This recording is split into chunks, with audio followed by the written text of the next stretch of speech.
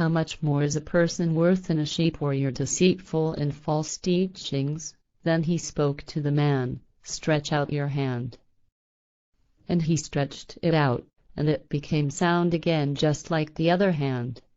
Then the Pharisees went out and held counsel about him, on how they could destroy him, since he made known their lies and false teachings in front of the people. When Jmmanuel learned of this, he withdrew from there, and many people followed him, including many sick people, and he healed them all. He warned them, however, not to spread the news about him, because he was afraid he would be captured and put to death by torture. But his dedication to the truth prevailed, and so he continued to reveal his teachings and wisdom to the people. Chapter 14. The wrongdoings of Judas Iscariot. It came to pass that Jmmanuel and his disciples went to Bethlehem, where he taught and instructed the people. However, Judas Iscariot had become disloyal to the teachings of Jmmanuel and lived only for his own gratification. Secretly, he was collecting from Jmmanuel's audiences, accumulating gold, silver and copper in his money bag so he could live vainly. And it happened that Judas Iscariot, the son of Simeon, the Pharisee, informed Jmmanuel of Judas Iscariot's wrongdoings, since he hoped to be paid off for this. But Jmmanuel thanked him and did not repay him with any gifts whatever, so Judas Iscariot thought of revenge, for he was greedy for gold, silver and goods. But Judas Iscariot was led into the desert by Jmmanuel, where, for 3 days and 3 nights, he taught him the concept of right and wrong, whereupon the disciple repented and forthwith followed the teachings of Jmmanuel.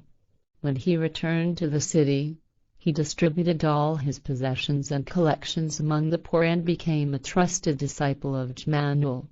However, at the same time it transpired that the writings, in which Judas Iscariot had reported on the teachings of Jmmanuel, were stolen from him.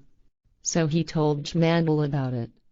But he spoke, Truly, truly, I say to you, Judas Iscariot, you will have to suffer even greater evils than the mere loss of your writings about my teachings and my life.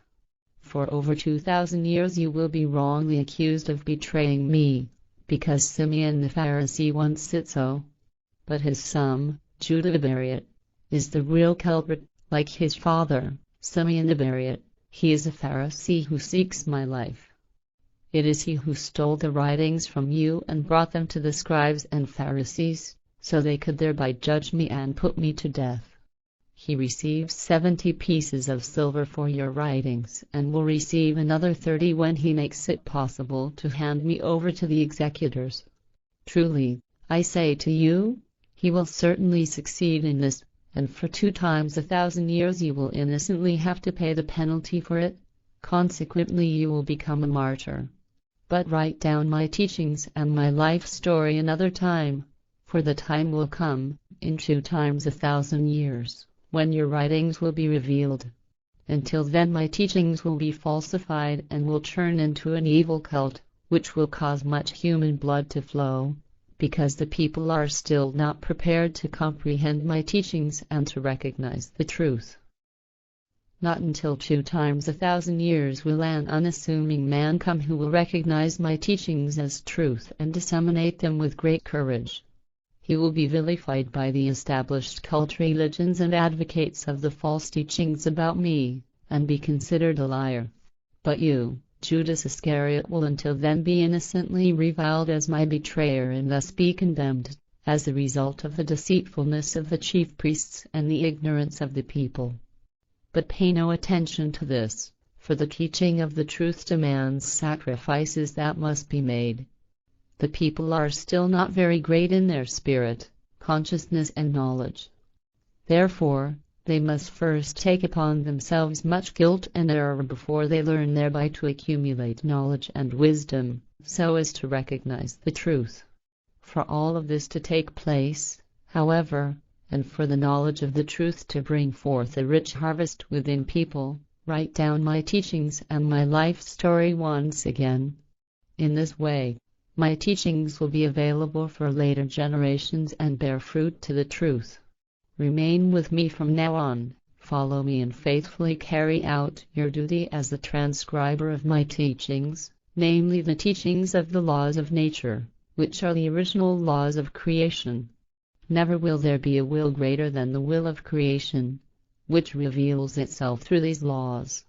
But the laws of creation have been valid for yesterday and today, and therefore for tomorrow, the day after tomorrow, and for all time.